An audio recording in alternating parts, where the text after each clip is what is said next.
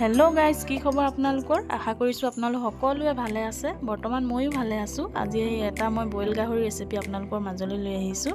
আশা কৰোঁ ভিডিঅ'টো আপোনালোক সকলোৱে স্কিপ নকৰাকৈ চাব। এতিয়া মই গেছটো জ্বলাই ল'লোঁ আৰু মই গাহৰি মাংসখিনি ধুনীয়াকৈ ধুই থোৱা আছিলে। এতিয়া মই গাহৰি মাংসখিনি কেৰাহীটোত পাতি পানী ঢালি আৰু এতিয়া মই বইল কৰিম আৰু অলপমান নিমখ দিছোঁ।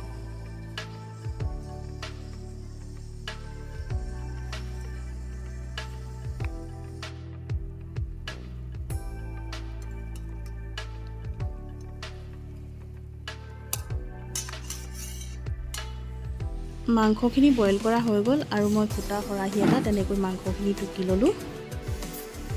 কেৰাহী গৰম হ'ল, গৰম হোৱাৰ লগে লগে মই 5-6 তাতে তেল মাংস দি দিছোঁ। যিহেতু মই তেল নিদিওঁ সেইকাৰণে মই মাংসৰ পৰাই তেল উলিয়াম।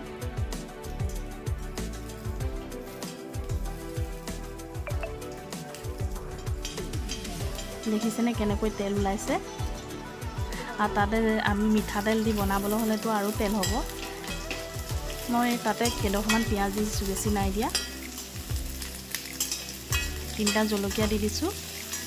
আপোনালোকে যদি বেছিকৈ খায় জলকীয়া বেছিকৈ দি দিব পাৰে। কিন্তু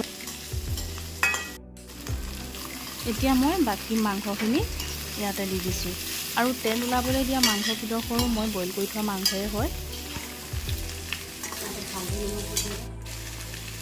হালধি দিছোঁ আৰু নিমখ মই আন্দাজমতে দি দিছোঁ। এতিয়া মই ডাঙৰ চাই পিঁয়াজ এটা কাটি থৈছিলোঁ। এতিয়া তাতে মই পিঁয়াজখিনি দি দিছোঁ।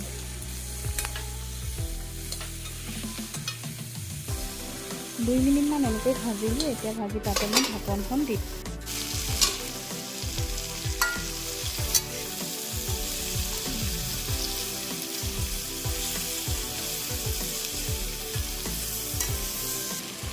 এতিয়া মই অকণমান মিট মছলা দিছোঁ ফ্লেভাৰটোৰ কাৰণে আৰু মই কালাৰটোৰ কাৰণে দিছোঁ অকণমান কাশ্মীৰী পাউডাৰ।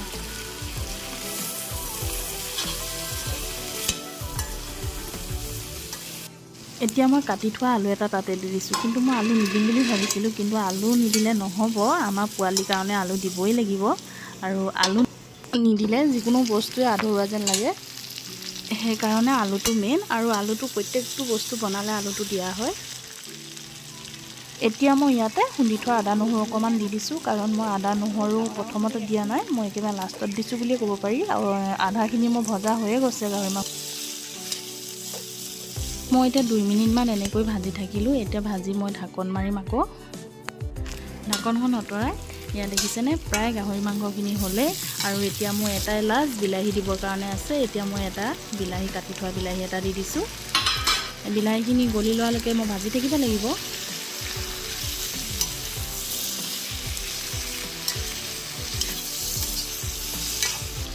বিলাহীখিনি গলিবৰ কাৰণে আকৌ মই ঢাকনখন দি দিছোঁ।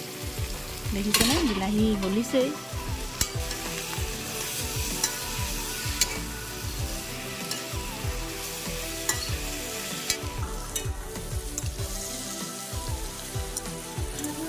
তেল নিদিয়াকৈ বনোৱা গাহৰি মাংস দেখিছেনে কিমান তেল ওলাইছে।